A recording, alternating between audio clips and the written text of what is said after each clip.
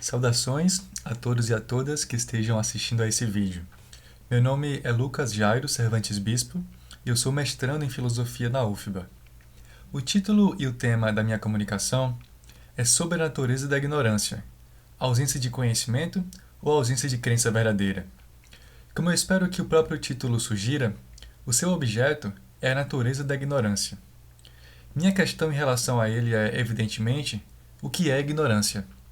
Já a minha pretensão é de apresentar introdutoriamente duas alternativas da epistemologia da ignorância que disputam essa natureza, quais sejam a visão padrão, para a qual a ignorância é a ausência de conhecimento, e a visão nova, que entende que ignorância é a ausência de crença verdadeira. Em específico, como vocês podem ver nesse plano, tratarei primeiro do que é ignorância e dos tipos de ignorância. Em segundo lugar, de em quais condições um sujeito ignora um determinado fato, ou se preferirmos, ignora que uma proposição é ou não o caso. Em terceiro, da ignorância em relação a proposições falsas. E, por fim, de alguns prós e contras de ambas as alternativas, considerando pontos como unificação teórica, poder explicativo, como lidam com casos de crença verdadeira ou crença verdadeira justificada, que não são conhecimento, e com a intuição de que a ignorância, se desculpável, exime ao menos parcialmente de culpa. Em cada etapa dessa, no entanto, dado que essa é uma discussão que está inserida em uma pesquisa maior, que foi iniciada recentemente, que está em aberto e em andamento, eu estarei muito menos apresentando resultados substanciais e finais de uma pesquisa e muito mais compartilhando um pouco do que eu li, entendi e pensei até então. E por isso mesmo fico aqui muito mais do que aberto a questões, críticas, comentários e sugestões. Passemos à natureza da ignorância e aos seus tipos. Para a visão padrão, ignorância é a ausência de conhecimento. Para a visão nova, é a ausência de crença verdadeira. Esses são alguns dos autores que de algum modo estão vinculados a essas alternativas, sendo que esses sublinhados são aqueles que eu estarei utilizando diretamente nessa apresentação, especialmente o Pierre Le Morvan e o Rick Pius. Eu acho que é assim que pronuncia o nome deles. Inclusive, até onde eu sei, eles que deram esses nomes de visão padrão e visão nova a essas alternativas. Quanto aos tipos de ignorância na visão padrão, dado essa visão determinar a ignorância em contraste com a natureza do conhecimento, ela unificaria a teorização acerca da ignorância e a sobre o conhecimento, de modo que os insights sobre a natureza do conhecimento teriam correspondentes quanto à natureza da ignorância. Assim, toda teoria ou concepção de conhecimento automaticamente renderia, por negação, uma teoria ou concepção para o seu contrário, a ignorância, e a teorização sobre ambos os conceitos seria unificada. Aceitando essa unificação, uma de suas consequências que podemos tratar é que, assim como podemos discutir se há tipos de conhecimento e se um tipo pode ser reduzido ao outro, podemos fazer o mesmo quanto à ignorância. Desse modo, dada a tradicional, mas não incontroversa, distinção entre os tipos de conhecimento, se por um lado podemos falar em conhecimento proposicional, conhecimento prático e conhecimento por familiaridade, por outro podemos falar em ignorância proposicional, ignorância prática e ignorância por familiaridade. Então nós temos a ignorância proposicional, na qual não sabemos que uma determinada proposição é verdadeira, uma ignorância prática, na qual não sabemos como fazer alguma coisa, e uma ignorância por familiaridade, na qual não sabemos algo no sentido de não estarmos tendo, não termos tido experiência com a porção da realidade ignorada. Essa é uma nomenclatura que varia. Além disso, se a distinção dos tipos de conhecimento for diferente, e essa unificação teórica verdadeira, serão diferentes os tipos de ignorância. No caso da visão nova, a ignorância é a ausência de crença verdadeira. Dada essa compreensão, se aceitamos que são as proposições as estruturas passíveis dos atributos de verdade e falsidade, e que são os objetos de crença ou ausência de crença, não haverá, a meu ver, e como defende Rick Pius, ignorância prática e ignorância por familiaridade, de acordo com a visão nova, salvo o caso como formas ou subtipos de ignorância proposicional. Então, na visão nova, nós temos que, na ignorância proposicional, não acreditamos em uma determinada proposição que é verdadeira. Em quais condições, porém, nós somos ignorantes nesse sentido proposicional? Ou seja, quando é que um sujeito não sabe ou não acredita verdadeiramente? Tanto para a visão padrão como para a visão nova, para qualquer proposição P e qualquer S é ignorante do fato que P, se e somente se, S é um sujeito epistêmico, é um fato que P, e aqui há uma divergência entre a visão padrão e a visão nova, S não sabe que P e S não acredita que P. A gente poderia formalizar basicamente essa divergência dizendo que a ausência de conhecimento, nesse caso knowledge, por parte do sujeito S em relação à proposição P, é igual à ignorância desse sujeito em relação a essa proposição.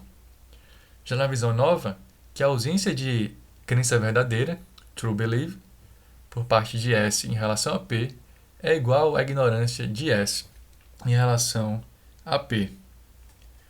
Não fica claro, no entanto, em quais possibilidades que um sujeito não conhece ou não acredita verdadeiramente. Tentemos desmembrar cada uma dessas condições.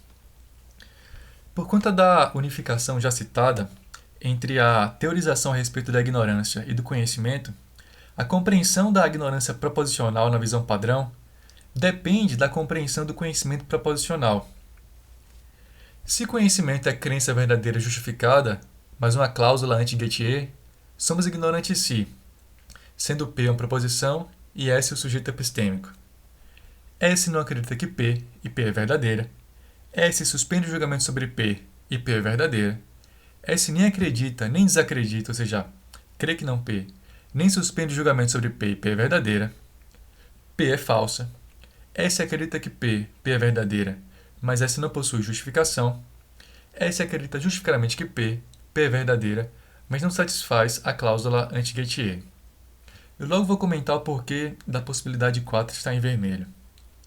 Por que, porém, as condições de possibilidade de 1 a 6, sob essa perspectiva clássica?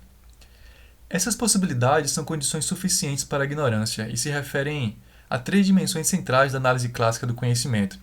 A dimensão doxástica, que demanda a crença, a dimensão factível, que demanda a verdade, e a dimensão justificatória, que, como o nome já sugere, demanda justificação. Então, nos casos 1, 2 e 3 não há crença, no caso 4 não há verdade, no caso 5º e 6º não há justificação e a satisfação da cláusula anti-Gettier. Além disso, se o conhecimento é outra coisa, como apenas crença verdadeira, mas outra coisa que não conhecimento, que não há justificação, analisado não como uma crença, mas como uma habilidade ou ainda como algo não analisável, a ignorância será a ausência do conhecimento segundo a concepção de conhecimento que for o caso. Ademais, é preciso perceber a importância da presença do sujeito nessa perspectiva. Se para a visão padrão, ignorância fosse mera ausência de conhecimento, ou se para a visão nova fosse mera ausência de crença verdadeira, até pedras seriam ignorantes, o que parece uma implicação absurda e suficiente para assumirmos que haveria algo de errado com essas teses. Todavia, a ignorância, como a crença e o conhecimento, é sempre por parte de um sujeito epistêmico, isto é, capaz de, em alguma medida, crer, descrer, suspender o juízo, conhecer, ignorar, duvidar, investigar, etc. Condições para a ignorância proposicional na visão nova. Se ignorância é a ausência de crença verdadeira, somos ignorantes se, sendo P uma proposição e S o sujeito epistêmico, S não acredita que P e P é verdadeira, S suspende o julgamento sobre P e P é verdadeira, S nem acredita, nem desacredita, nem suspende o julgamento sobre P e P é verdadeira, e P é falso. Ou seja, as mesmas 4 primeiras condições daquelas 6 citadas na visão padrão. Retornando então àquele quadro da definição de ignorância, se qualquer uma dessas possibilidades, de 1 a 6 ou de 1 a 4, for o caso, o sujeito será ignorante. E por que é que a possibilidade 4 está em vermelho? Porque é controverso se é possível ignorarmos que P, se P é uma proposição falsa. O Le Morvan entende que a visão padrão autoriza esse tipo de ignorância. E se eu entendi bem, que a visão nova também implica essa possibilidade. Mas para o Rick Pearce, a visão nova não permite essa possibilidade e é um equívoco da visão padrão clamar que isso é possível. Eu, particularmente, penso que há razões tanto para afirmarmos quanto para negarmos essa possibilidade em ambas as visões. Eu não vou entrar nisso aqui, porque é bastante controverso e a depender de aonde a gente chegar com essa discussão, muitas das coisas básicas que estão sendo colocadas aqui teriam que ser revisadas. Mas se esse dilema se sustenta realmente, e quais são as possibilidades de solução, para ele a gente pode discutir se houver interesse. Ainda assim, eu vou falar de uma certa relação entre ignorância e proposições falsas. Bom, esclarecidas essas condições de 1 a 6 e de 1 a 4, na visão padrão e na visão nova, retornemos aos tipos de ignorância na visão padrão para distinguir a ignorância proposicional, ignorance that, que é a ausência do conhecimento proposicional, knowledge that, da ignorância de proposições, ignorance of, que, como veremos, seria a ausência do conhecimento por familiaridade, knowledge of. Essa diferenciação seria necessária para conceituarmos e não confundirmos esses dois tipos de ignorância que têm por objeto as proposições, também como porque é a partir dessa distinção que poderemos compreender uma das maneiras da visão padrão lidar com essa possibilidade controversa de ignorância em relação a proposições falsas. Qual seria a diferença, então? A partir de Le Morvan, podemos discernir, por um lado, o que as proposições dizem e suas condições de verdade, isso é, poderem ser verdadeiras ou falsas, e, por outro, o fato de serem verdadeiras, se o que dizem é o caso, e falsas se não é, ou seja, a satisfação dessas condições de verdade. Uma coisa, portanto, é ignorarmos o que a proposição diz e sua condição de verdade. Outra é ignorarmos a satisfação dessa condição de verdade, ou seja, se o que a proposição diz é o caso ou não. Por consequência, se ignoramos o que a proposição diz e suas condições de verdade, não temos como saber se a proposição é o caso ou não. Ou seja, essa ignorância da proposição em si mesma implica em ignorância proposicional. O contrário, no entanto, não se aplica. É possível conhecer o que uma proposição diz e suas condições de verdade, sem sabermos se o que ela diz é efetivamente o caso ou não. Em outras palavras, a ignorância proposicional não pressupõe necessariamente a ignorância da proposição em si. A razão para 1 e 2 é que, para sabermos que P, é preciso considerar P, mas considerarmos P não implica sabermos que P. Para ilustrar e compreendermos melhor esses dois tipos de ignorância que têm por objeto as proposições e os pontos 1 e 2, vejamos dois exemplos a partir de Le Morvan, sendo o primeiro o seguinte. As proposições têm condições de verdade. Essas condições de verdade podem ser distinguidas de sua satisfação. Uma proposição é verdadeira quando suas condições de verdade são satisfeitas, e, assumindo bivalência, falsa quando não. Considere as três proposições a seguir. Damasco fica ao norte de Jerusalém. Marte é maior que Júpiter. Existe um número imperfeito ímpar. A primeira dessas proposições é verdadeira. A segunda é falsa. A terceira é presumivelmente verdadeira ou falsa, mas nessa conjuntura da história da matemática, não estamos em posição de determinar seu valor de verdade. Podemos conhecer o que as três proposições dizem e que podem ser verdadeiras ou falsas, ou seja, podemos não ser ignorantes dessas proposições em si mesmas. Todavia, no caso da primeira, também podemos saber que é verdadeira, enquanto que na segunda, por ser falsa, não podemos. E no caso da terceira, não estamos em condições de saber se é verdadeira. Essas constatações mostrariam que realmente há diferença entre, por um lado, o que as proposições dizem e suas condições de verdade, e, por outro, o fato de serem verdadeiras se o que dizem é o caso, e falsas se não é. Consequentemente, elas mostrariam, de acordo com Le Morvan, que há diferença entre conhecer ou ignorar uma proposição em si mesma e conhecer e ignorar que uma proposição é verdadeira. Além disso, mostrariam, como é o caso na segunda e na terceira, que podemos conhecer uma proposição sem sabermos que ela é verdadeira. Assim como na terceira, também mostrariam que é possível conhecer uma proposição nesse sentido, sem termos crença nela. Para ilustrar diferentemente essas conclusões e também mostrar que a ignorância das proposições em si mesmas implica em ignorância proposicional, podemos considerar outro exemplo apresentado por Le Morvan. Para estar em posição de saber que, acreditar que, desejar ou duvidar que uma proposição seja verdadeira, isto é, que suas condições de verdade sejam satisfeitas, não se pode ignorar a própria proposição e suas condições de verdade. Tome, por exemplo, o rei Herodes e considere as duas proposições a seguir. O aplicativo iOS pago mais popular de 2014 foi, chamemos de X. O aplicativo iOS pago mais popular de 2014 foi o Y. Acontece que 4 é verdadeiro, enquanto que 5 é falso. De qualquer forma, por ignorar essas proposições, o rei Herodes, visto que viveu há mais de 2000 anos, não estava em posição de ter qualquer atitude proposicional em relação a elas. Como tal, ele ignorava não apenas que em 4 as condições de verdade são satisfeitas e que em 5 não, mas no sentido ainda mais profundo de ser ignorante de ambas em si mesmas, ele nem conseguia conceber e entender essas proposições. Somado ao exemplo anterior, este não só reforçaria que haveria uma clara diferença entre o conhecimento e a ignorância das proposições, e o conhecimento e a ignorância que as proposições são o caso ou não, mas que qualquer atitude proposicional seria incompatível com a ignorância das proposições-alvo nessas atitudes, porque se ignoramos o que essas proposições nos dizem, o objeto dessas atitudes estará ausente, impossibilitando-as. Por isso, o rei Herodes não podia saber que 4 é verdadeira e 5 falsa, pois 4 e 5 não estavam na sua mente nem disponíveis na sua memória, e sequer o rei poderia concebê-las.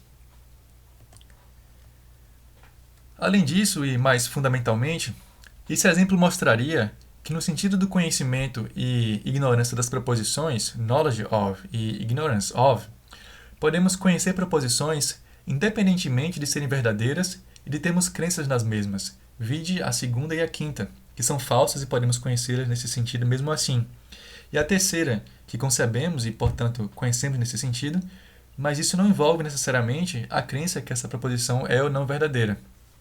É essa independência de elementos necessários para o conhecimento proposicional, knowledge that, na concepção clássica, que faz Le Morvan concluir que esse conhecimento do que as proposições dizem e das condições de verdade disso é um conhecimento por familiaridade e não um conhecimento proposicional, e que tem como contrário a ignorância por familiaridade e não a ignorância proposicional. No entanto, dados os exemplos com o rei Herodes, é possível que pensemos que, na verdade, o que está em jogo aqui é o conhecimento prático e a ignorância prática, pois se trataria de ter ou não a habilidade de formar e conceber ou não determinadas proposições. Quanto a isso, vale a pena observar que, mesmo que alguém tenha um repertório conceitual para ter uma atitude em relação a uma proposição, ainda pode ser ignorante dessa proposição se não tiver utilizado esse repertório. Suponha, por exemplo, que o ex-presidente Barack Obama tem um repertório conceitual para compreender as proposições 4 e 5, mas nunca desdobrou, utilizou esse repertório. Se assim for, pode-se pensar que, em certo sentido, ele ignora essas proposições. Sendo assim, o conhecimento de proposições depende da habilidade de formarmos e concebermos essas proposições, mas apenas termos essa habilidade não garante esse conhecimento. Por outro lado, se não temos essa habilidade, seremos, por consequência, necessariamente ignorantes dessas proposições. Mas essa falta de habilidade não se confundiria com essa ignorância, seria apenas a sua causa. Dito isso, apesar da visão padrão supostamente permitir um tipo de ignorância sobre proposições falsas, Isso é disputável pela visão nova e, como eu já havia dito, é controverso para ambas as visões a possibilidade de ignorarmos que P, se P é falso.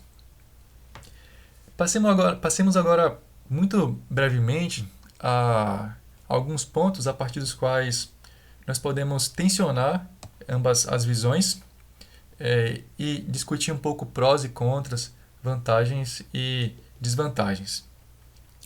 Usos na linguagem natural. Le Morvan argumenta que essa tese da ignorância como ausência de conhecimento possui um considerável suporte do uso comum do termo ignorância. Destaca que a ausência de conhecimento é realmente o significado comum, segundo dicionários em inglês, e a etimologia da palavra ignorância em língua inglesa. Cita também que em diversas outras linguagens, ao menos em 43, os cognatos para ignorância são construídos como antônimos dos cognatos para conhecimento. Porém, ele próprio admite que questões filosóficas raramente sejam resolvidas, se é que isso acontece, apenas considerando o uso comum do termo em discussão. Além disso, a visão nova pode trazer argumentos para mostrar que, apesar desse uso generalizado da visão padrão, a visão nova é que traz a análise correta. A visão padrão ela clama para si a unificação da teorização sobre o conhecimento e sobre a ignorância, o que, caso se aplique, seria uma virtude teórica. Todavia, se a ignorância é a ausência de conhecimento, mas não há uma equiparação suficiente entre a teorização sobre esses dois conceitos, a visão padrão tem nessa implicação lógica de unificação um problema, a saber, o de implicar correspondências onde não há.